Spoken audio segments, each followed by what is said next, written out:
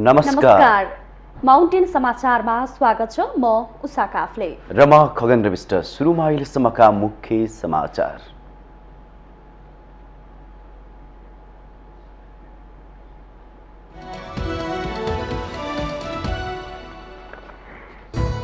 आज कार्तिक शुक्ल एकादशी अर्थात् हरिबोधिनी एकादशी भगवान विष्णुको विशेष आराधना र तुलसीको विवाह गर्ने दिनको रूपमा मनाइँदै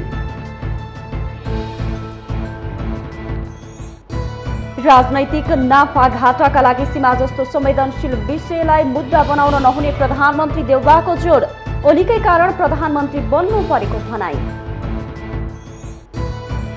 गोर्खाका मतदाता लक्षित कार्यक्रममा माओवादी अध्यक्ष व्यस्त। निर्वाचनमा प्रतिगामी शक्तिलाई टाउको उठाउन नसक्ने गरी पराजित गर्न निर्देशन। निर्वाचन लक्षी ठूला आमसभा र प्रचार प्रसारमा होमी उम्मेद्वार र दल। निर्वाचन आयोगद्वारा खर्चको अनुगमन प्रारम्भ।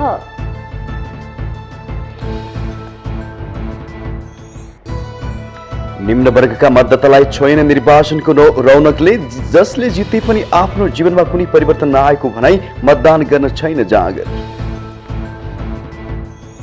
पाकिस्तानका पूर्व प्रधानमन्त्री इमरान खानमाथि गोली प्रहार। खुट्टामा गोली लागेका खानको अस्पतालमा उपचार हुँदै प्रधानमन्त्री शहबाजद्वारा घटनाको निन्दा। र बंगलादेशमा जारी 15 वर्ष मुनिको महिला साफ फुटबलमा नेपालले विजयी सुरुवात। वर्षा ओलीको 4 गोलसँग नेपाल 7-0 गोल अन्तरको फ्राकिलो अन्तरले विजयी।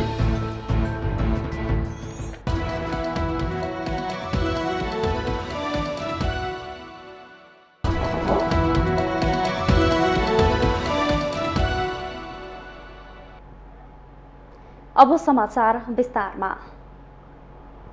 आज कार्तिक शुक्ल एकादशी सनातन धर्मावलम्बीहरूका लागि हरिबोधिनी एकादशीको महत्त्वपूर्ण दिन भगवान विष्णुको विशेष आराधना गर्ने र तुलसीको विवाह गर्ने दिनको रूपमा मनाइँदैछ। सनातन धर्ममा असार शुक्ल एकादशीमा आँगनमा तुलसी रोप्ने र 4 महिनासम्म पूजा गर्ने परम्परा छ। यो अवधिलाई चतुर्मास भनिन्छ। चतुर्मास भर विष्णु प्रियाको रूपमा पूजा गरेर तुलसीलाई हरिबोधिनी एकादशीमा भगवान विष्णुसँगै विवाह गरिदिने धार्मिक चलन छ। एकादशीका दिन उपवास बसी नारायणको आराधना गर्ने र द्वादशीमा हवन गरी विसर्जन गरिन्छ। यसै दिन नयाँ अन्नको हवन गर्ने नेपाली परम्परा छ। असार शुक्ल एकादशीको दिन क्षीरसागरमा सुतेका भगवान विष्णु यो दिन उठ्ने पौराणिक मान्यता छ। त्यसैले यो दिनलाई हरिबोधिनी एकादशी भनिएको पुराणमा उल्लेख छ। विष्णुको अर्को नाम हरि हो। शयनको सुत्ने र बोधको अर्थ उठ्ने हो। यसैले यी दुई एकादशीको महत्त्वपूर्ण विशेष छ। यी दुई एकादशीलाई ठुली एकादशी पनि भनिन्छ। अहिले शुक्र अस्त भए पनि प्रत्येक वर्ष गरिने चतुर्मास व्रत समापन गर्न हुने नेपाल पञ्चाङ्ग निर्णायक विकास समितिको सुझाव छ।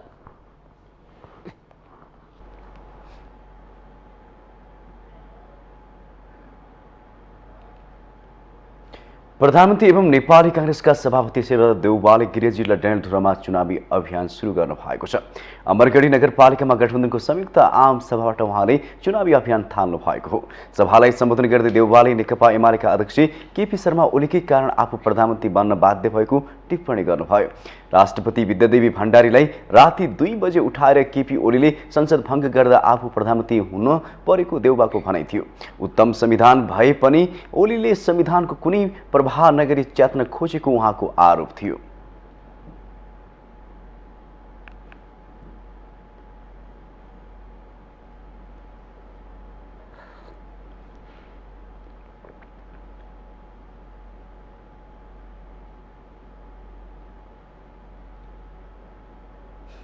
पूरा समय पनि संसद सम्बन्धी व्यवस्था भएपछि हामी सबैको सल्लाहले चाहिँ प्रधानमन्त्रीको लहरबाजीमा संसद भङ्ग गर्ने कुरा रोक्नु पर्यो। 5 वर्षसम्म संसद चल्न पाउनु पर्यो भन्ने हिसाबले चाहिँ हामीले चाहिँ त्यो बाछा गरेका थियौँ। त्यसमा चाहिँ ओलीजीले संसद भङ्ग गर्नुभयो। 2 पल्ट भङ्ग गर्नुभयो। त्यो राति 2 बजे राष्ट्रपतिलाई उठाएर भङ्ग गर्नुभयो। त्यसकारण चाहिँ यो उहाँको चाहिँ यति अत्याचार भएपछि हामीले भयो नि हटाउनै पऱ्यो भनेर अनि त्यहाँबाट हामीले चाहिँ उहाँलाई हटाएर अगाडि बढ्यौँ र प्रधानमन्त्री शेरबहादुर देउवाले भारत र चीन दुवैसँग सीमा समस्या रहेको भन्दै वार्ताबाट मार्फत समाधान गरिने बताउनुभयो। लिपुलेख लिम्पियाद्वारा लडेर फिर्ता ल्याउन नसकिने उहाँको भनाइ थियो। राजनीतिक नाफाघाटाका लागि अनावश्यक रूपमा सीमा जस्तो संवेदनशील विषयलाई मुद्दा बनाउनु उचित नभएको प्रधानमन्त्री देउवाले बताउनुभयो। सभामा उपस्थित काङ्ग्रेस कार्यकर्ताहरूले प्रधानमन्त्री देउवालाई भोट हाल्न मतदाताहरूलाई आग्रह गरेका छन्। हेर्दा जनता उत्साहित छ। हामी चाहिँ मङ्सिर 4 लाई एकदम अत्यधिक बहुमतले यो हामी आदरणीय प्रधानमन्त्री पार्टी सभापति शेरबहादुर देउवालाई जिताउँछौँ र भन्ने आज म सम्पूर्ण यहाँका मतदाताहरूलाई म अनुरोध पनि गर्न चाहन्छु। हाम्रा सम्मानीय प्रधानमन्त्री शेरबहादुर देउवाजीको स्वागतमा हामी कञ्चनपुरदेखि हामी डडेलधुरा जिल्ला उहाँको स्थानीय जिल्ला डडेलधुरा अमरगढी नगरपालिकामा हामीले उहाँलाई स्वागत गर्न आएका छौँ र उहाँलाई हामीले 7औं पटक फेरि प्रधानमन्त्री अत्यधिक बहुमतले प्रधानमन्त्री बनाउने हामीहरूको आशा छ। एकमात्र प्रतिनिधि सभा क्षेत्र रहेको डडेलधुरा जिल्लामा प्रधानमन्त्री देउवा 20 गतेसम्म डडेलधुराका 7वटै स्थानीय तहमा आयोजना गरिने आम सभालाई सम्बोधन गर्ने कार्यक्रम रहेको छ।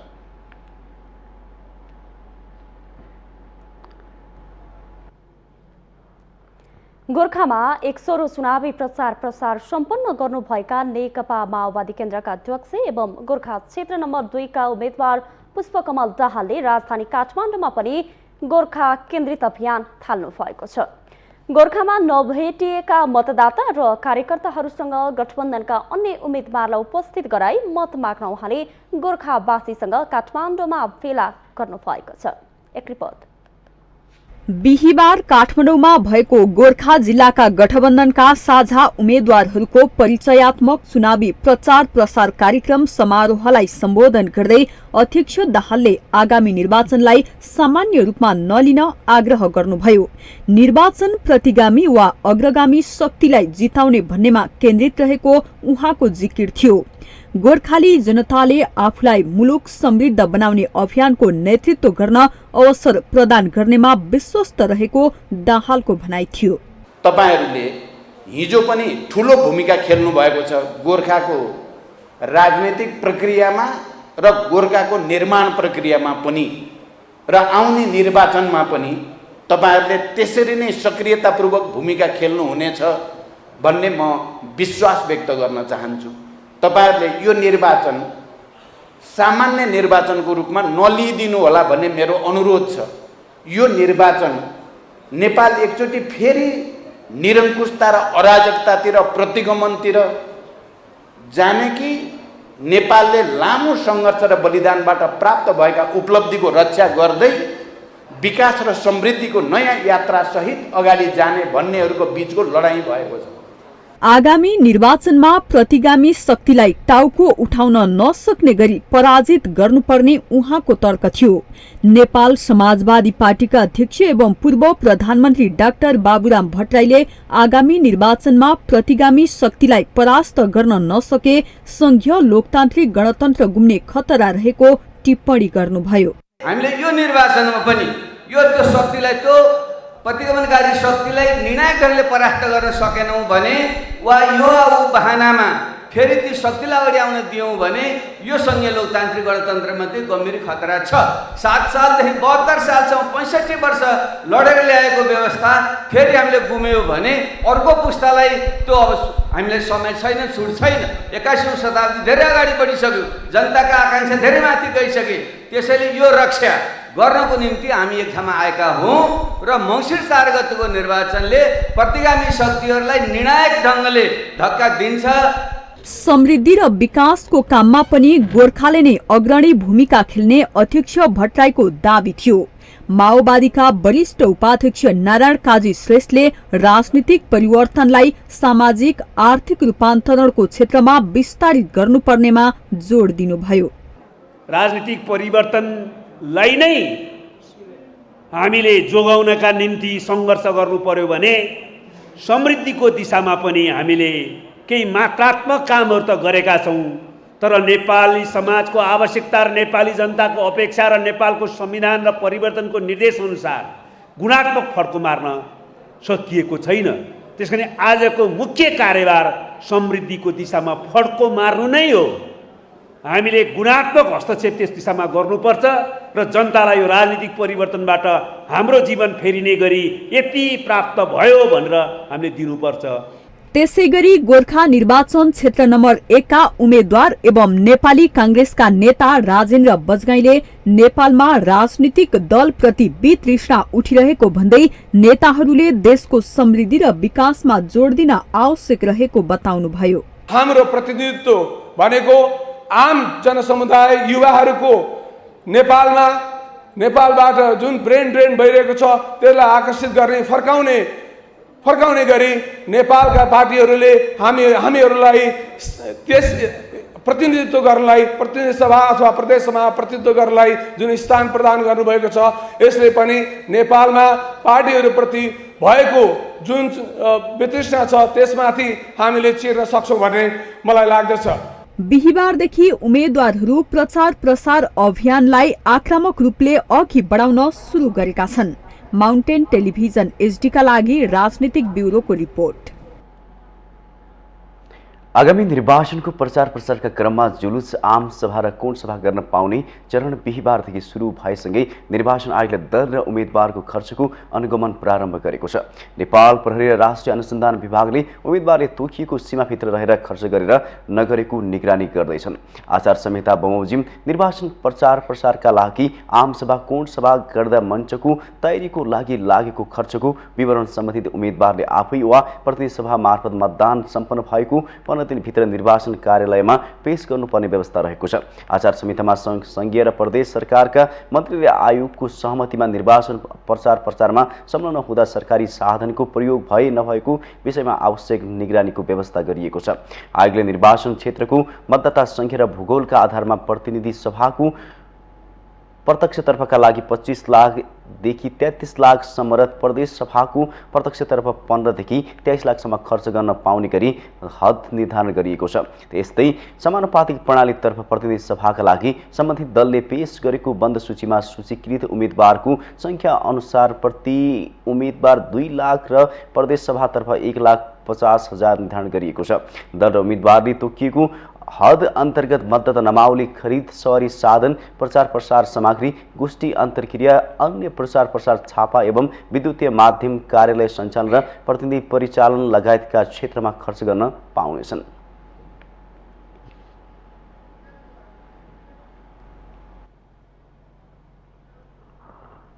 निर्वाचन आयोगले चुनावी प्रचार प्रसार गर्दा निर्वाचन आचार संहितालाई पूर्ण पालना गरी स्वच्छ स्वतन्त्र र निष्पक्ष निर्वाचन सम्पन्न गराउने कार्यमा सहयोग गर्न अपिल गरेको छ। आगामी मङ्सिर 4 गते हुने प्रतिनिधि सभा र प्रदेश सभा निर्वाचनका लागि दलहरू बिहिबारबाट प्रचार प्रसारमा जुटिरहेका बेला आयोगले पूर्ण रूपमा आचार संहिता पालना गर्न सबैलाई सचेत गराएको हो। निर्वाचन आचार संहिता केन्द्रीय अनुगमन समितिका संयोजक आयुक्त रामप्रसाद भण्डारीले मतदान हुनुभन्दा 17 दिन अघिबाट निर्वाचन प्रचार प्रसार गर्न पाइने आचार संहितामा उल्लेख भए अनुसार कोण सभा गोष्ठी सेमिनार र्याली गर्दा आचार संहितामा निर्धारण भएका कुराको पालना गरी निर्वाचन सम्पन्न गराउने कार्यमा सहयोग गर्न राजनीतिक दल र उम्मेद्वारहरूसँग अपिल गर्नु भएको हो। मतदान सुरु हुनु पूर्वको 48 घण्टा कुनै पनि उम्मेद्वार वा राजनीतिक दलहरूले चुनावी प्रचार प्रसार गर्न नपाइने पनि उहाँले स्पष्ट पार्नुभयो। निर्वाचन मनोनयन पत्र दाखिल भइसके पछाडि मतदान हुनुभन्दा 17 दिन अगाडिबाट निर्वाचन प्रचार प्रसार गर्न पाइन्छ, कोड सभा गर्न पाइन्छ, गोष्ठी गर्न पाइन्छ, सेमिनार गर्न पाइन्छ, र्याली गर्न पाइन्छ, कोड सभा र आम सभा राम्रोसँग गर्न पाइन्छ र त्यसका तोक्या छ। 4 गते बिहान 7 बजे मतदान सुरु हुन्छ। बिहान 7 बजे मतदान सुरु हुनुभन्दा 48 घण्टा अगाडिदेखि मतलब त्यो जतिखेर मतदान सुरु हुन्छ नि त्यसमा चाहिँ त्यसको 48 घण्टा अगावै चाहिँ प्रचार प्रसार गर्न पाइँदैन भनेर निर्वाचन कसुर तथा सजाय ऐनले व्यवस्था गरेको छ। आयुक्त भण्डारीले उम्मेद्वार र राजनीतिक दलहरूले आचार संहिताको सीमा नमेचिकन प्रचार प्रसार गरी निर्वाचन स्वच्छ निष्पक्ष र भयरहित हुने बताउनुभयो।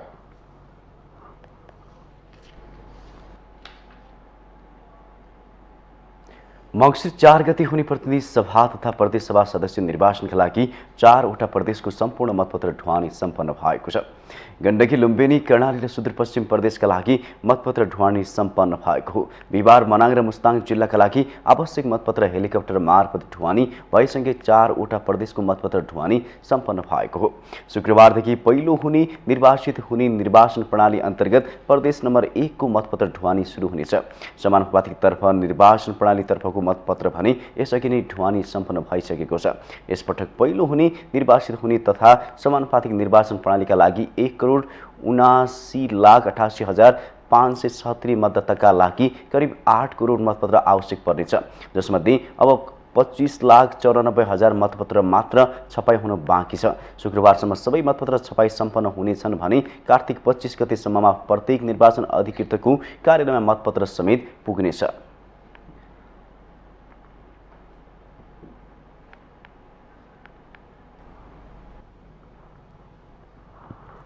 संघीयता कार्यान्वयन अध्ययन तथा अनुगमन संसदीय विशेष समितिले प्रदेश मन्त्रीहरूको संख्या प्रदेश सभा सदस्यको 10% बराबर हुने गरी तय गर्न सरकारलाई सिफारिस गरेको छ।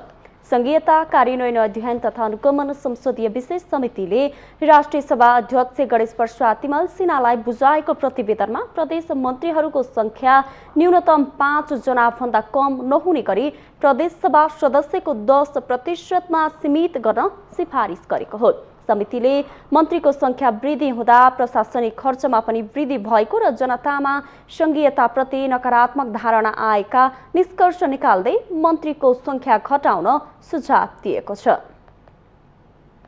हामीहरू जस्तो मानुस हामीले 10% गर्यो भने जस्तो 7वटा प्रदेशमा सबभन्दा ठुलो प्रदेश सभा भनेको बागमतीको 110 जना छ। 110 जनाको 10% भने 11 जना मन्त्री भए पुग्छ। अनि सबभन्दा थोरै भनेको 40 जनाको प्रदेश सभा भनेको कर्णालीको छ। त्यहाँ हामीले न्यूनतम संख्या हामीले 5 जनामा नघटाउने भनेका छौँ। त्यसले 5 जना भनेको 5 जना भए हामीलाई पर्याप्त हुन्छ भनेर हामीलाई त्यहाँ पनि सुझाव आएको थियो। त्यसकारण हामीले 5 जनामा नघट्ने गरेर 10% मन्त्रीको संख्या गरेका छौँ।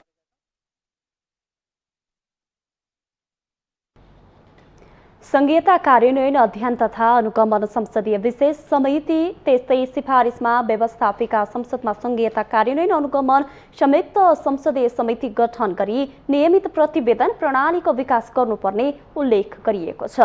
महालेखा परीक्षकको कार्यालय, अख्तियार दुरुपयोग अनुसन्धान आयोग, लोकसेवा आयोग लगायतका सबै संवैधानिक आयोगको प्रतिवेदनले गरेका सिफारिसहरूलाई कार्यान्वयनका लागि वार्षिक क्यालेन्डर नै बनाउनु पर्नेमा पनि समितिको जोड छ। समितिले कृषि क्षेत्रमा संघीय सरकारबाट 5 करोड रुपैयाँ र प्रदेश सरकारबाट 10 लाख रुपैयाँ भन्दा कम विनियोजन नहुने गरी नीतिगत व्यवस्था मिलाउन सिफारिस गरेको छ। नेपाल सरकार तथा सरकारवाला निकायहरूलाई कार्यान्वयनका लागि 13वटा विभिन्न क्षेत्रका विषयमा समितिले 49 बुँदे सिफारिस गरेको हो। यसैबीच राष्ट्रिय सभा अध्यक्ष गणेश प्रसाद तिमल सिन्हाले प्रतिवेदन ग्रहण गर्दै संसदमा बोलेका कुरा कोही एक व्यक्तिले मात्र बोलेको विषय नभई जनताको आवाज भएकाले सरकारले त्यसलाई गम्भीरतापूर्वक लिनुपर्ने बताउनुभयो। प्रतिवेदनलाई प्रक्रिया पूरा गर्ने माध्यम सोच्ने हो भने सिङ्गो संसदीय व्यवस्थाको मर्ममाथि प्रहार हुने उहाँको टिप्पणी थियो। अध्यक्ष तिमल सिन्हाले संसदीय समितिबाट आएका निष्कर्षलाई व्यवस्था गर्न नहुनेमा जोड दिनुभएको छ।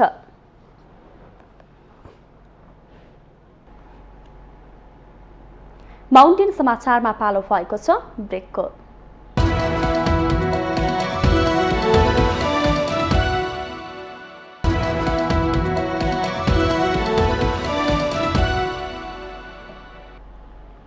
ब्रेकपछि स्वागत छ। अब बाँकी समाचार। देशभरि निर्वाचनको चर्चा छ। राजनीतिक दल र उम्मेदवारहरू ठुला आमसभा र घर दैलोमा व्यस्त छन्। तर मुलुकमा एउटा यस्तो वर्ग पनि छ जसलाई कुनै पनि निर्वाचनको रौनकले छोएको छैन। बिहान बेलुकाको हातमुख जोड्ने धुनमा निर्वाचन आउनु र जानुले उनीहरूको जीवनमा कुनै अर्थ राख्दैन। दोलखा घर भई काठमाडौँमा बसोबास गर्दै आएका रामकृष्ण बुढाथोकी काठमाडौँमा भरियाको काम गर्दछन्। उनले यसरी काम गर्न लागेको 1.5 दशकभन्दा बढी भयो। यसअघिका चुनावमा आफ्नै खर्चमा गाउँमा पुगेर मतदान गर्दै आएका उनलाई यसपटकको चुनावमा मतदान गर्ने जाँगर नै छैन। गाउँमा विकास गर्छु भन्दै भोट मागेर चुनाव जितेका नेताहरूले माखोसम्म नमारेकाले यसपटक मतदान गर्न जिल्ला नजाने उनी बताउँछन्। केही पनि गर्न सकेन। माओवादीलाई नि हेऱ्यौँ, हामीले माओवादीलाई नि जितायौँ, काङ्ग्रेसलाई जितायौँ, एमालेलाई जितायौँ, कसैले केही गर्न सकेन। अब अहिले कुनै पार्टीले पनि हामीलाई गरिबको लागि केही पनि गर्न सकेको छैन, अब गर्दैन। त्यस कारणले म मात्रै होइन र हामी धेरै साथीहरू छन्, तर हामी भोट हाल्न चाहिँ हामी नजान्ने भनेर बसिरहेका छन्। रामकृष्ण मात्र होइन, उनी जस्तै दोलखाका अन्य भरियाहरू पनि मतदान गर्न जिल्ला नजाने बताउँछन्। जुन उम्मेदवारले जिते पनि आफूहरूको जीवनमा परिवर्तन आउन नसकेको दिगदारी छ उनीहरूसँग। त्यसैले यसअघिका पनि धेरै जसो चुनावमा उनीहरूलाई गाउँ टेक्न मन लागेको थिएन। मेरो भनाइ चाहिँ के छ भने अब पहिला पनि हालेकै हो हैन, निर्वाचनमा हालेकै हो। अब त्यही गर्छु अब यही बाटो चाहिँ हामीलाई किनभने दोलखा सैलुङको अलिकता बाटोकै अभाव हो। अब त्यो बाटोको कारण चाहिँ अब हामीले सबैले भोट राम्रो हुन्छ भनेर भोट हालेको हो। अहिलेसम्म भोट हालिकन नि बाटो चाहिँ अहिलेसम्म राम्रो भएको छैन। त्यही गुनासो छ। अहिले पनि म जाने नजाने निश्चित छैन। पहिलादेखि गऱ्यो हामीले जिताकै हो हेर्नुहोस् होइन। अहिले अब धेरै भयो कि बाटोको लागि धेरै समस्या छ कि हाम्रो लागि चाहिँ हेर्नुहोस्। त्यही भएर नि अब जाने नजाने याद निश्चित छैन। हाम्रो युवा अहिले धेरै छौँ, हामी चाहिँ नजाने योजनामै बसिरहेको छौँ। अब हामीले धेरै जिताइसक्यौँ। धेरैले हेरौँ 64 सालदेखि भोट हाल्दै आएको व्यक्ति म हैन, अहिलेसम्म केही उपलब्धि भेटाउन सकेन। दोलखाका मात्र होइन, रामेछापका पनि करिब 400 जनाकै संख्यामा भरिया छन्। उनीहरू पनि यसपटकको निर्वाचनमा मतदान गर्न गाउँ जानै मन नलागेको बताउँछन्। जानुपर्ने त थियो, भोट पनि हाल्नुपर्ने हो, तर अहिलेको त्यति जाँगर छैन। किन हुनु, नेताहरूको पनि भरोसा छैन। भरोसा भएका नेता छैनन्, गर्ने केही पनि होइनन्।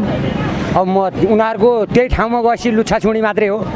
जनतालाई के भएछ, कुन आवश्यक छ, कुन चिजको अभाव छ, जनतालाई नेताले हेर्ने होइन। मैले चाहिँ नजान्ने गरेको छु यसपालि। अब किन भन्दा अब पहिला पनि धेरै पल्ट हाल्यो, अब खासै केही गाउँको विकास भएन, त्यही भएर चाहिँ हो।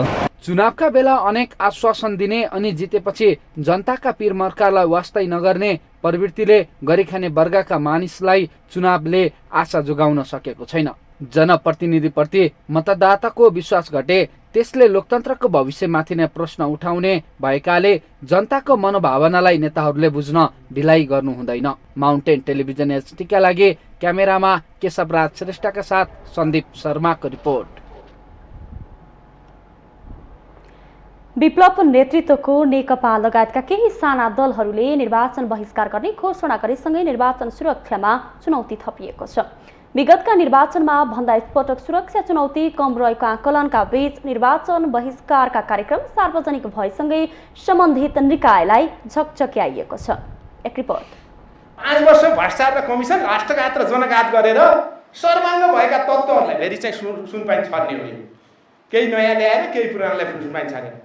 अब तिनीहरू जितेर आयो भनेपछि के गर्छन् भन्दा अहिलेको भन्दा डरलाग्दो जनविरोधी हरकत गर्छन्, राष्ट्रविरोधी हरकत गर्छन्। त्यसो भएको हुनाले यो चुनावलाई आगामी दिनमा नेपाल कम्युनिस्ट पार्टीले सशक्त रूपमा खारेज गरेर जाने हामीले चाहिँ तपाईँको नीति अगाडि सारेका छौँ। विप्लव नेतृत्वको नेकपा लगायतका साना दलहरूले बुधबार संयुक्त विज्ञप्ति जारी गर्दै निर्वाचन बहिष्कारको घोषणा गरे। उनीहरूको घोषणासँगै प्रतिनिधि र प्रदेशसभा निर्वाचनको सुरक्षामा चुनौती बढाएको छ। विगत भन्दा यसपटक निर्वाचनमा सुरक्षा चुनौती कम रहेको आकलन गरिएको थियो। यता नेपाल प्रहरी लगायतका सुरक्षा संयन्त्रले निर्वाचन विरोधी समूहलाई निगरानीमा राखेर कारबाहीको प्रक्रिया अगाडि बढाएकाले ढुक्क भएर मतदानमा भाग लिन आग्रह गरेको छ। साना साना समूहहरू हुनुहुन्छ, उहाँहरूले पनि यसको चाहिँ जुन अब आउने चुनावहरूमा त्यसलाई बहिष्कार गर्ने घोषणाहरू गर्नुभएको छ। त्यसले पनि यदाकदा केही होइन मनोवैज्ञानिक त्रास त अलिअलि उत्पन्न त गराउँछ, तर त्यसलाई पनि हामीले निगरानी गर्ने कुराहरू भयो र केही तपाईँकोले देख्नुभयो जुन 4-5 गते नै बन्द गर्ने भन्ने नीति, त्यो समूहलाई पनि हामीले पक्राउ गरिसकेका छौँ।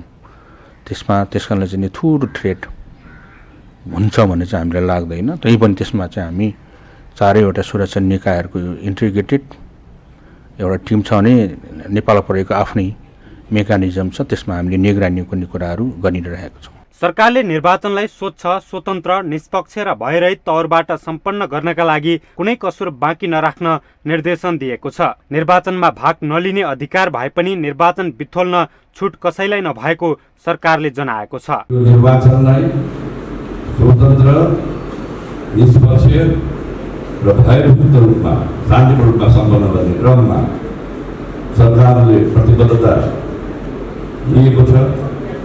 सरकार दृढ छ र यो निर्वाचनमा समस्त नेपाली दिदीबहिनी दाजुभाइहरू सहभागी हुनुहोस् र आफूले रोजेको, आफूले छानेको, आफूले विश्वास गरेको उम्मेदवारहरूलाई मतदान गर्नुहोस्। सरकारले निर्वाचनको सुरक्षाका लागि 65,000 नेपाल प्रहरी, 75,000 नेपाली सेना, 32,000 सशस्त्र प्रहरी, 1,15,000 म्यादी प्रहरी र 1,500 जनशक्ति अनुसन्धान विभागबाट गरी 3 लाख सुरक्षाकर्मी परिचालन गरेको छ। निर्वाचन आयोगले पनि सम्भावित चुनौतीलाई लिएर सुरक्षा निकायसँग गम्भीर छलफलमा रहेको भन्दै सुरक्षा योजना पुनरावलोकन गरेर लागू गर्ने प्रश्न पारेको छ। जुन राजनीतिक समूहले जे भनेको छ त्यो विषयलाई लिएर हामीले सुरक्षा निकायहरूसँग गम्भीर रूपमा छलफलमा बसेका पनि छौँ। तदनुसार नै सुरक्षा योजनाको हामी पुनरावलोकन गर्छौँ र तदनुसार नै कार्यान्वयन हुन्छ। नेपालको संविधानले सबै नागरिकलाई स्वतन्त्र रूपमा आफ्नो मताधिकार प्रयोग गर्न पाउने व्यवस्था गरेको छ। कुनै पनि राजनीतिक दल आफू निर्वाचनमा भाग लिन्न भन्नु जायज हो र यो उसको अधिकार पनि हो। निर्वाचन नै बिथोलेर नागरिकलाई मताधिकारबाट वञ्चित गराउँछु भन्नु लोकतन्त्र विरोधी गतिविधि हो। नेकपा एमालेका उपाध्यक्ष तथा पूर्व अर्थमन्त्री विष्णु पौडेलले भूमिहीन तथा सुकुम्बासीलाई जग्गा धनी प्रमाण पूर्जा दिने काम पार्टीको प्राथमिकता रहेको बताउनु भएको छ। रूपन्देही 2 का प्रतिनिधि सभा सदस्य उम्मेदवार समेत रहनुभएका पौडेलले बिहिबार बुटवलमा भएको चुनावी भेलालाई बोल्दै सुकुम्बासी समस्यालाई दीर्घकालीन रूपमा समाधान गर्नुपर्ने बताउनु भएको हो। रूपन्देहीमा अव्यवस्थित भूमिहीन दलित र सुकुम्बासी गरी करिब 70,000 परिवार रहेका तथ्याङ्क प्रस्तुत गर्दै उहाँले लाल पूर्जा दिने बेला एमाले सरकार ढालिएको जिकिर गर्नुभयो। चुनावको समयमा जथाभावी आरोप लगाउने र बदनाम गर्ने कोसिस हुने भन्दै पौडेलले कसैलाई आरोप नलगाई आफूले गरेका काम र एजेन्डा जनता माझ लैजान एमाले कार्यकर्ताहरूलाई आग्रह गर्नुभयो। राजनीतिलाई गाली गलौज र आरोप प्रत्यारोप भन्दा माथि उठाएर मर्यादित बनाउनु पर्ने उहाँको भनाइ थियो।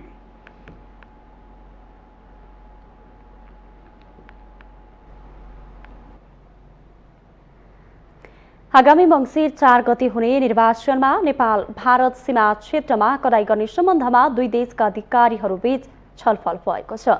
सुनसरी र सप्तरी जिल्लाका अधिकारीहरूले भारतीय पक्षसँग निर्वाचनको बेलामा अपनाउनु पर्ने सीमा सतर्कताको सम्बन्धमा छलफल गरेका हुन्। बिहिबार सुनसरीको तहरामा भएको बैठकमा सुनसरी जिल्लाका प्रमुख जिल्ला अधिकारी इन्द्रदेव यादवले र भारतको सुपौल जिल्लाको जिल्ला अधिकारी कौशल कुमार लगायतको टोलीले सहभागिता जनाएका थिए। छलफलपछि सञ्चारकर्मीहरूलाई संक्षिप्त प्रतिक्रिया दिँदै सुनसरी जिल्लाका प्रमुख जिल्ला अधिकारी इन्द्रदेव यादवले खुला सिमानाबाट हुने अवैध क्रियाकलापलाई नियन्त्रण गर्ने सम्बन्धमा कुराकानी भएको बताउनुभयो। उहाँले निर्वाचनको 72 घण्टा अगाडिदेखि सीमा बन्द गर्ने विषयलाई कसरी कडाइका साथ पालना गर्न सकिन्छ भन्ने विषयमा छलफल भएको जानकारी दिनुभयो।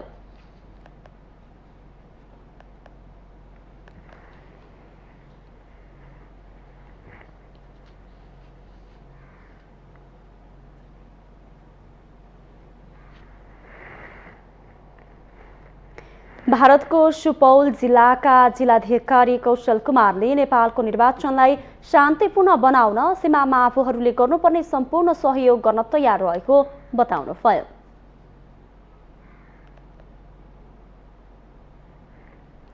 उहाँले निर्वाचन हुनु 72 घण्टा अगाडि बोर्डरमा कडाई गर्न आफूहरू तयार रहेको र सोही अनुरूप तयारी गर्ने जानकारी दिनुभयो।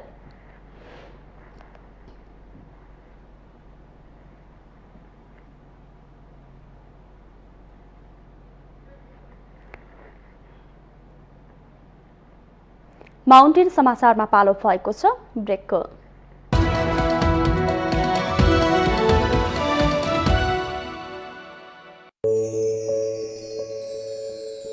सधैँ टेस्टी छ यो क्रिस्पी खजुरीको कुकी छ हेल्दी जिन्दगीमा मिठो स्वाद भर्ने खजुरीको कुकी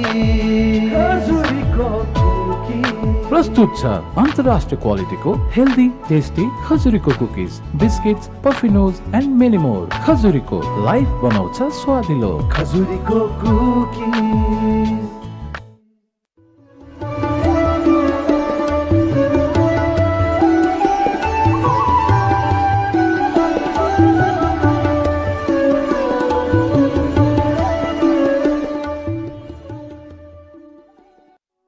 आफ्नो अमूल्य मतको सदुपयोग गरौँ। शिवम सिमेन्ट।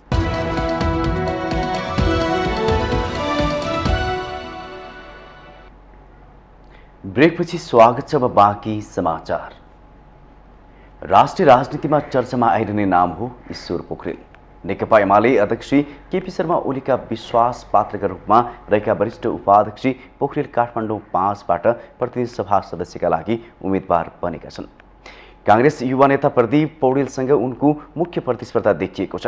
पोखरेललाई आफ्नो विरासत जोगाउनु पर्ने चुनौती छ भने पौडेललाई सत्ता गठबन्धनको बलमा जसरी पनि चुनावी परिणाम आफ्नो पक्षमा पार्नुपर्नेछ। एक रिपोर्ट।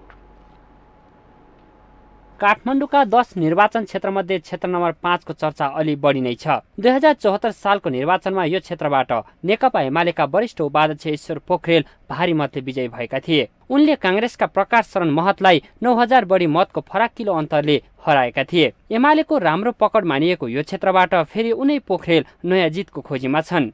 5 वर्षीय कार्यकालमा एमालेले जनताको हितमा काम गरेकाले चुनाव जित्नेमा आफू ढुक्क रहेको उनी बताउँछन्। यहाँका मतदाता यहाँका जनतासित अत्यन्त चिरपरिचित सुख दुःखको साथीको रूपमा चिरपरिचित व्यक्तिको रूपमा छु। मैले मेरो राजनीतिक गतिविधि कामहरू सबै यहीँ गरेको छु। विकास निर्माणका कुराहरू पनि यहीँ गरेका छु। हाम्रो जनआधार र जनमत जुन छ त्यो जनमत तपाईँले कतिको विचार गर्नुभएको छ।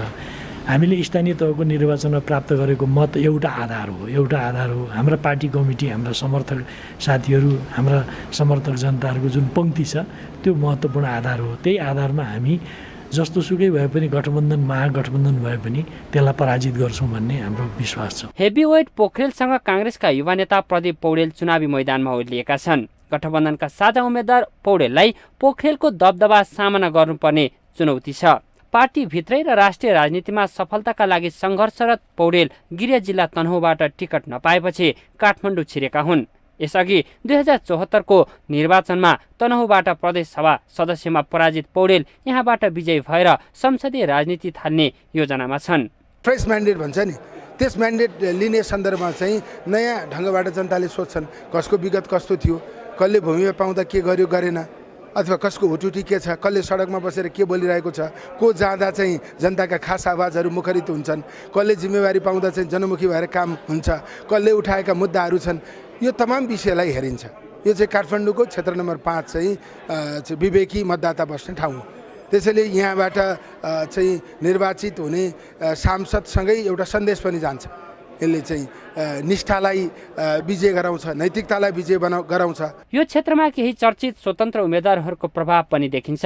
पहिलो स्थानीय तह निर्वाचनमा काठमाडौँको मेयरमा उम्मेद्वार बनेकी रन्जु दर्शनाले पनि यहीँबाटै स्वतन्त्र उम्मेदवारी दिएकी छन्। त्यस्तै कलाकार मधुसूदन पाठक सितेबा पनि प्रतिस्पर्धामा उत्रिएका छन्। प्रभावशाली नेताहरूसँगै युवामाझ लोकप्रिय नेता र कलाकारहरूको उम्मेदवारीले चुनावी भिडन्तलाई रोचक बनाएको छ। माउन्टेन टेलिभिजन एचडीका लागि क्यामेरामा अमर राउतका साथमा बटुक राजगिरीको रिपोर्ट। राष्ट्रिय स्वतन्त्र पार्टीले बाचापत्रको नाम दिएर चुनावी घोषणापत्र सार्वजनिक गरेको छ। राष्ट्रिय स्वतन्त्र पार्टी सभापति रवि लामिछानेले बिहिबार काठमाडौँमा चुनावी बाचापत्र सार्वजनिक गर्नुभएको हो। पार्टीले स्वतन्त्र व्यक्ति राष्ट्रपति हुनुपर्ने प्रस्ताव गरेको छ। यस्तै वाचापत्रमा प्रत्यक्ष निर्वाचित कार्यकारी प्रधानमन्त्री र मुख्यमन्त्री हुनुपर्ने राष्ट्रिय स्वतन्त्र पार्टीको अवधारणा छ। पार्टीले विधिको शासन, सामाजिक न्याय सहितको समानता, योग्यता र कर्मशीलता, राष्ट्र निर्माणमा समर्पणता, भ्रष्टाचारप्रति शून्य सहनशीलता, प्रत्यक्ष सहभागितामूलक लोकतन्त्र र व्यक्तिगत स्वतन्त्रता तथा मानवाधिकारको विषयमा प्रतिबद्धता जनाएको छ। सभापति लामिछानेले आफूले चुनावमा गरेका वाचा पूरा नगरे मतदाताले जस्तो कारबाही गरे पनि भोग्न तयार रहेको बताउनुभयो। उहाँले गरेको वाचा पूरा नगरेमा के गर्नुहुन्छ त्यसको ड्राफ्ट तयार गरेर राख्नुहोला र तपाईलाई के कारबाही गर्न मन छ त्यसमा लेख्नुहोला, त्यसैमा हस्ताक्षर गर्ने वाचा गर्नुभयो। जनताका सामान्यभन्दा सामान्य माग र चाहनालाई वाचापत्रमा समेटेको उहाँको भनाइ छ। वाचापत्र सार्वजनिक गर्ने क्रममा सभापति लामिछानेले आफू देश दौडाहामा निस्किएको बेला जनताले पिउने पानी, बत्ती, पढ्न र उपचार जस्ता सामान्य कुरा माग गरेको बताउनुभयो। यी कुरा जनताका अधिकार भएको भन्दै उहाँले अहिले नेताहरूले तिनै कुरा दिन्छौँ भनेर चुनावमा आश्वासन बाँडेको उल्लेख गर्नुभयो। छोटो समयमा 62 जिल्लामा पार्टीलाई विस्तार गर्न सफल भएको भन्दै उहाँले जसले देशका व्यतिथि अन्त्य गर्न सक्छ उसैमा आफ्नो पार्टीलाई विलिन गरिदिने बताउनुभयो।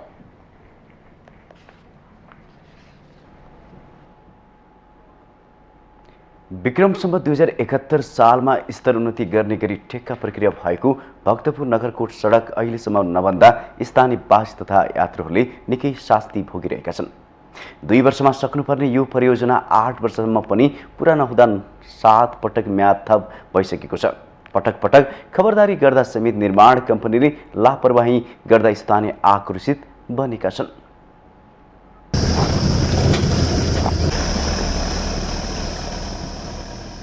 मेरो पृष्ठभूमिमा देखिएको यो सडक भक्तपुरदेखि प्रसिद्ध पर्यटकीय गन्तव्य नगरकोट जाने भक्तपुर नगरकोट जोड्ने सडक खण्डको हो। 2071 सालमा ठेक्का प्रक्रिया सुरु गरी 2073 सालसम्म सक्ने गरी सैलुङ कन्स्ट्रक्सनले ठेक्का लिएको यो सडकको अवस्थाले गर्दा यहाँका स्थानीयहरू, पर्यटन व्यवसायीहरू तथा जनप्रतिनिधि समेतले यो सडकमा 15 ट्रक माटो थुपारेर यो सडकमा आवतजावत गर्न नसकिने गरी त्यो खालको विरोध प्रदर्शन गरेका थिए।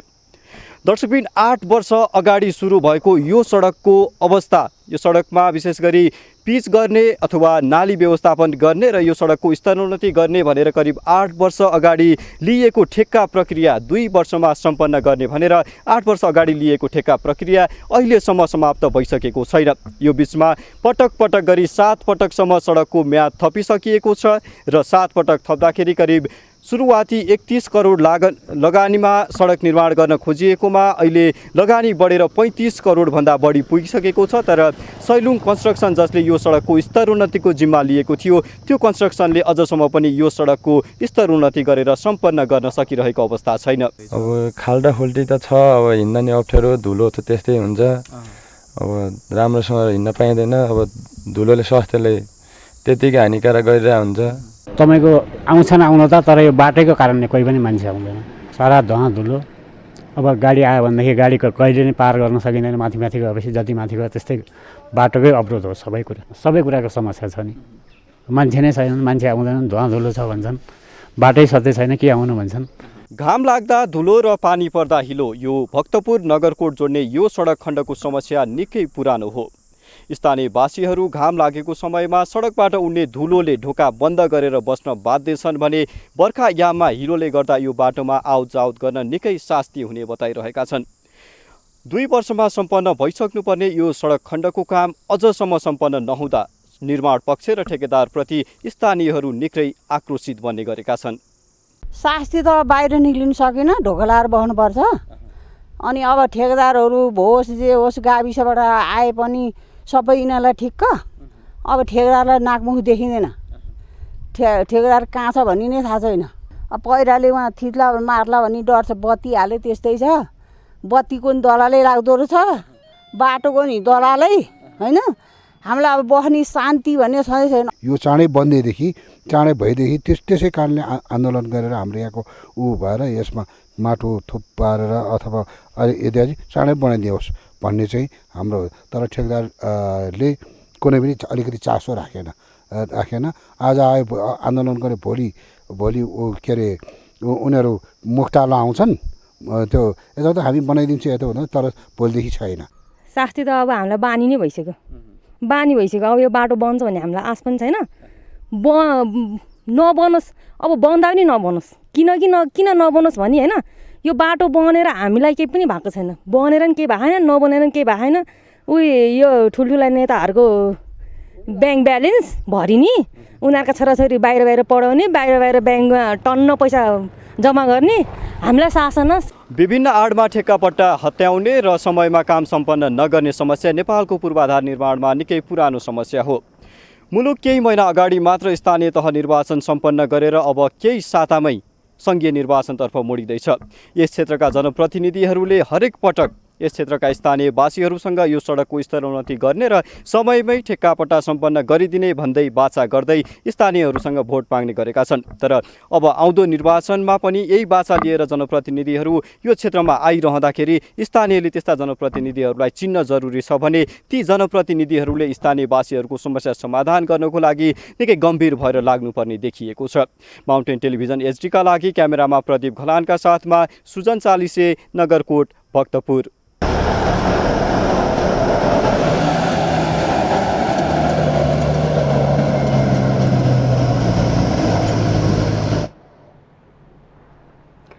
बदर मत घटाउन र बदर सङ्ख्याबारे जानकारी दिन जिल्ला निर्वाचन कार्यालय इलामले जिल्लामा नमुना मतदान गरेको छ। आगामी मङ्सिर 4 गते हुने प्रतिनिधि सभा र प्रदेश सभाको निर्वाचनलाई लक्षित गरी इलाम बजारमा नमुना मतदान गरिएको हो।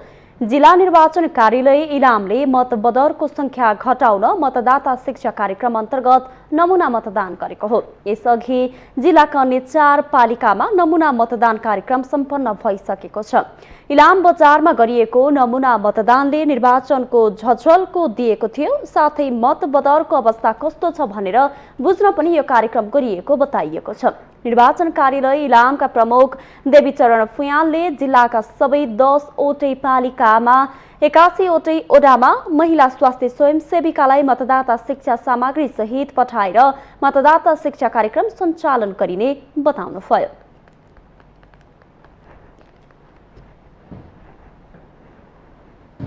हामी चाहिँ अब 18 गतेबाट कार्तिक 18 गतेबाट मङ्सिर 1 गतेसम्म 10 वटै स्थानीय तहको 81 वटा वडामा निर्वाचन शिक्षा कार्यक्रम त तत्त वडाको महिला स्वयंसेविकाबाट सञ्चालन गर्दैछौँ। निर्वाचन आयोगबाट तयार गरी पठाइएका निर्वाचन सामग्रीहरूको प्रयोग हुन्छन् त्यसमा र मतदातालाई सुसूचित र सक्षम बनाउने काम हुन्छ। इलाममा 2 वटा प्रतिनिधि सभा र 4 वटा प्रदेश सभा निर्वाचन क्षेत्र रहेका छन्। निर्वाचन कार्यालयको कार्यतालिका अनुसार नै कार्तिक 18बाट मङ्सिर 1 सम्म मतदाता शिक्षा कार्यक्रम सञ्चालन गर्ने बताइएको छ। जिल्लामा 2,24,877 जना मतदाता रहेका छन्। जिल्लामा 150 वटा मतदान स्थल र 285 वटा मतदान केन्द्र तोकिएको छ।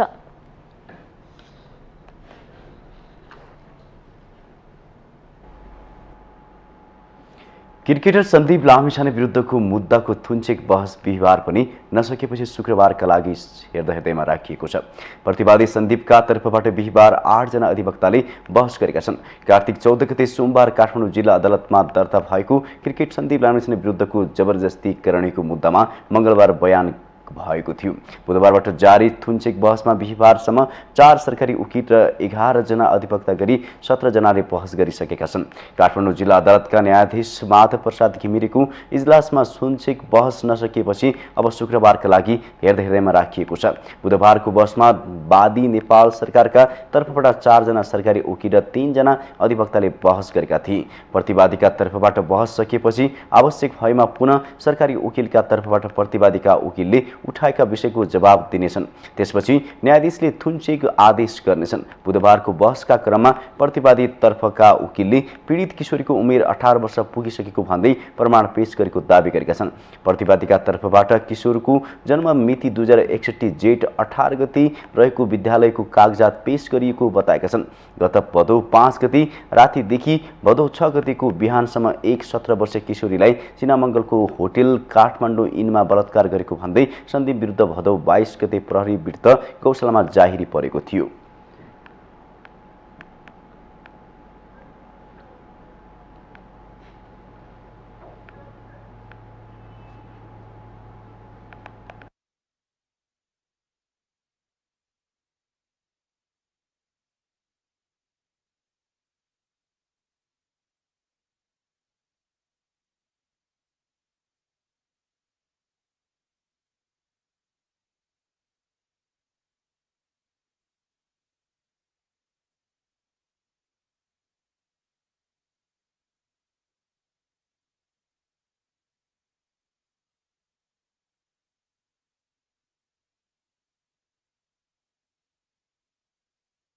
अन्तर्राष्ट्रिय खेल समाचार बाँकी नै छन्। माउन्टेन समाचारमा पालो भएको छ ब्रेकको।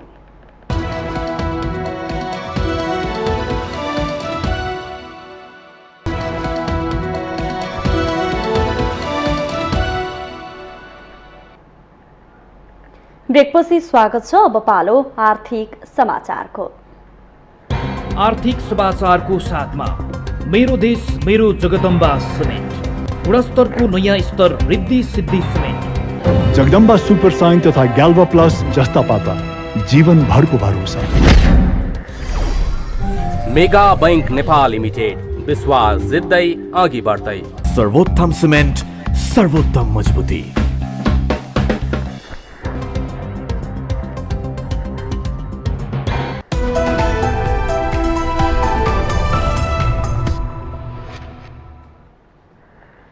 साताको अन्तिम कारोबारका 3 बिहीबार शेयर बजार परिसूचक नेप्सेमा दोहोरो अङ्कको गिरावट आएको छ।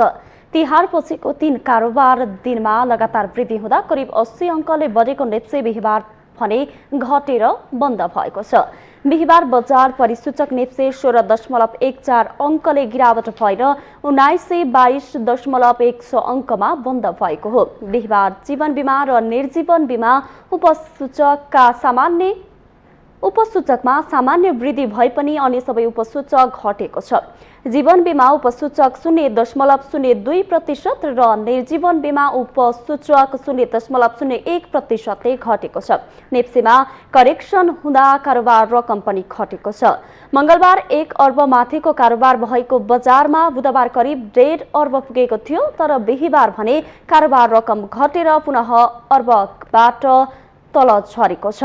यस दिन नेप्सेमा 27,67,539 किता शेयर किनबेच हुँदा 89,89,08,000 को कारोबार भएको छ, जसमध्ये एभरेस्ट बैंकको 4,03,51,000 को कारोबार हुँदा गरिमा विकास बैंकको संस्थापक शेयर 3,60,18,000 र अरुण कावेली पावर कम्पनीको 3,45,40,000 को कारोबार भएको छ।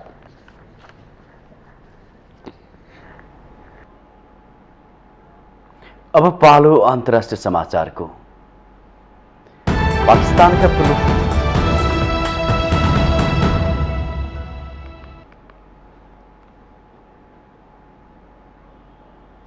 पाकिस्तानका पूर्व प्रधानमन्त्री एवं तेहरिक ए इन्साफका अध्यक्ष इमरान खानको हत्या प्रयास भएको छ।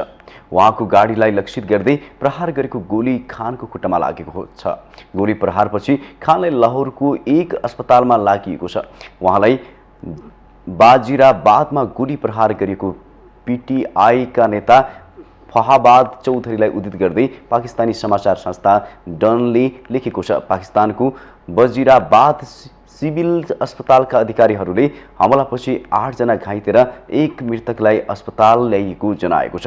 पूर्व प्रधानमन्त्री खानमाथि गरिएको गोली प्रहारको घटनाको प्रधानमन्त्री शहबाज शरीफले निन्दा गर्नुभएको छ। उहाँले गृहमन्त्रीलाई घटनाबारे तत्काल रिपोर्ट पेश गर्न निर्देशन समेत दिनुभएको छ। पाकिस्तानको जीओ टेलिभिजनका अनुसार एक संदिग्ध पुरुषलाई पक्राउ गरिएको छ।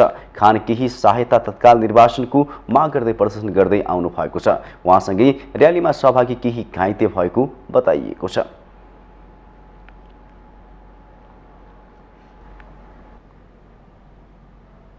अब पालो खेल समाचारको।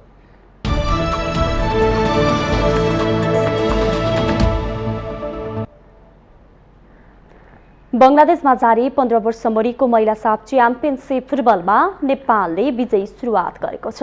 बंगलादेशको ढाकामा बिहीबार भएको खेलमा भुटानलाई 7-0 गोलको फराकिलो अन्तरले हराउँदै नेपालले विजयी सुरुवात गरेको हो। नेपालको फराकिलो जितमा वर्षा ओलीले 4, सुक्रिया मियाले 2 तथा सेनु परियारले 1 गोल गरिन्। 10 खेलाडीमा समेटिएको भुटान विरुद्ध नेपालकी वर्षा ओलीले मध्यान्तर अघि नै 4 गोल गरेकी हुन्। मध्यान्तरपछि सुक्रिया मियाले 2 तथा सेनु परियारले 1 गोल थपेका हुन्। पहिलो मिनेटमा वर्षाले गोल गर्दै नेपाललाई सुरुवाती अग्रता दिलाएकी थिइन्। उनले 17औं, 33औं र 34औं मिनेटमा गोल गरेकी हुन्। जितसँगै पहिलो खेलमै 3 अङ्क जोडेको नेपाल दोस्रो स्थानमा रहेको छ। भुटानको यो लगातार दोस्रो हार हो। उद्घाटन खेलमा भुटानलाई बङ्गलादेशले 8-0 गोल अन्तरले हराएको थियो। अब नेपालले दोस्रो खेलमा बङ्गलादेशसँग शनिबार खेल्नेछ। डबल राउन्ड रोबिन लिगको आधारमा हुने प्रतियोगिताको शीर्ष टोलीले उपाधि जित्नेछन्।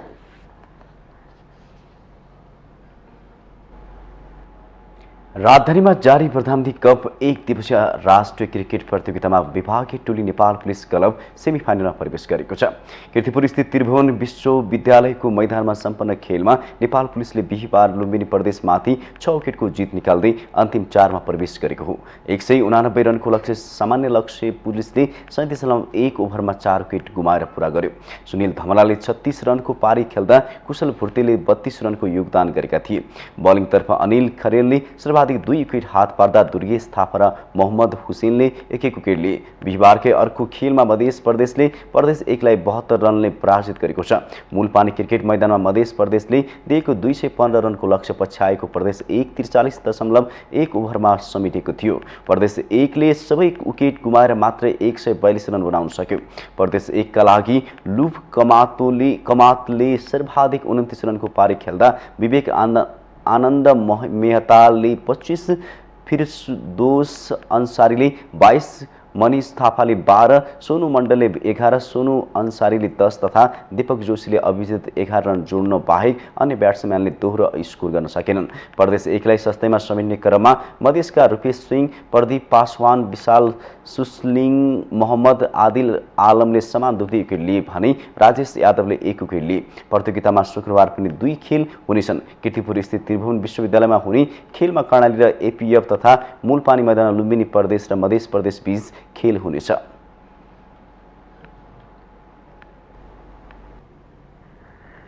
पाँचौं संस्करणको कोष अन्तर्राष्ट्रिय ट्राई एडभेन्चर च्याम्पियनसिप मङ्सिर दोस्रो साता आयोजना हुने भएको छ। नेपाली सैनिक शारीरिक तालिम तथा खेलकुद केन्द्रको आयोजनामा हुने प्रतियोगिता मङ्सिर 9 गते आयोजना हुने आर्मीले पत्रकार सम्मेलन गरेर जानकारी दिएको हो। 2071 सालबाट आयोजना हुँदै आएको प्रतियोगिता अन्तर्गत यस संस्करण धादिङको बैरेनीबाट सुरु भई दौरीदीसम्म रहेको छ। सहभागिताका लागि थुप्रै टोलीले आवेदन दिए पनि प्रतियोगितामा 25 टोलीलाई मात्र सहभागी गराउने आयोजकले जनाएको छ। सहभागिताका लागि मङ्सिर 3 गतेसम्म आवेदन भर्ने समय सीमा भएको र सोही दिन अन्तिम नामावली प्रकाशन गरिने बताइएको छ। प्रतियोगिताका लागि नेपाल बाहेक भारत, पाकिस्तान, श्रीलङ्का, इङ्ल्यान्ड, बङ्गलादेश, अमेरिका, मालदिव, दक्षिण कोरिया, चीन र इजरायलले सहभागिता जनाउँदैछन्। विदेशबाट सहभागी हुने टोलीलाई आर्मीले व्यवस्थापन गर्नेछ। खुला प्रतिस्पर्धा हुने विधामा हरेक टोलीमा 4 खेलाडी हुनुपर्ने प्रावधानलाई यस संस्करणमा निरन्तरता दिएको छ। सहभागी टिमले 3 चरणमा गरी 43.7 किलोमिटर दूरी पार गर्नुपर्नेछ।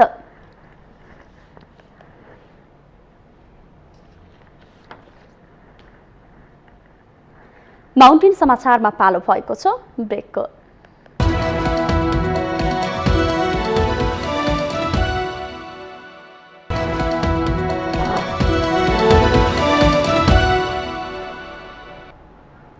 ब्रेकपछि स्वागत छ। यो सँगै हामी माउन्टेन समाचारको अन्त्यमा आइपुगेका छौँ।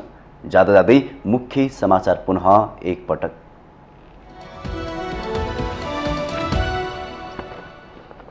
आज कार्तिक शुक्ल एकादशी अर्थात् हरिबोधिनी एकादशी भगवान विष्णुको विशेष आराधना गर्ने र तुलसीको विवाह गर्ने दिनको रूपमा मनाइँदै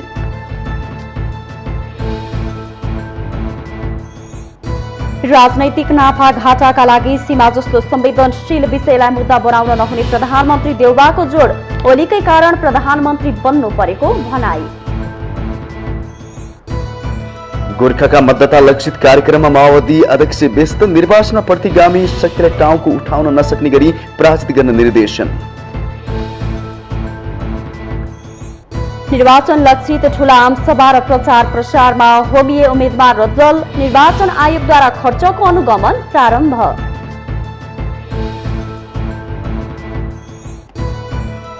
निम्न वर्गका मतदातालाई छोइन निर्वाचनको रौनकले, जसले जिते पनि आफ्नो जीवनमा कुनै परिवर्तन नआएको भनाई, मतदान गर्न छैन जाँगर।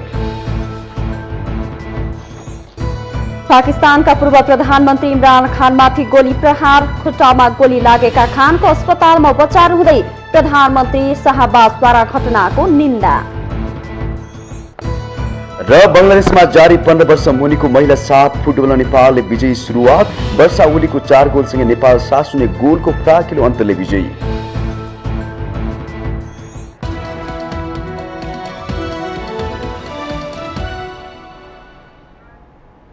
माउन्टेन समाचार अहिलेलाई सकियो। सत्य, तथ्य र निष्पक्ष समाचारका लागि माउन्टेन टेलिभिजन यात्री हेर्दै रहनुहोला।